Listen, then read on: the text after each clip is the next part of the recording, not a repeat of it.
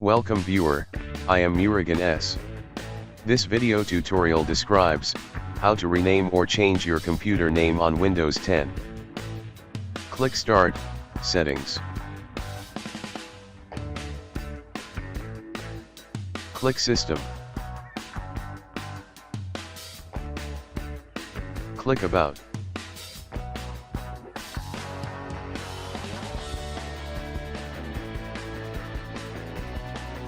Computer name is Tech Desktop. Click Rename this PC.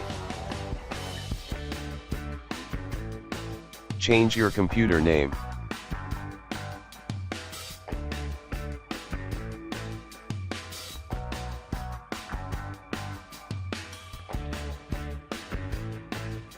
Click Next.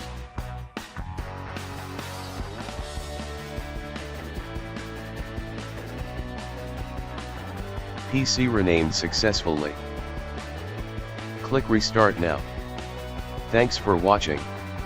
I hope this video tutorial helps to solve the problem. Please like, share and don't forget to subscribe my channel. See you next video.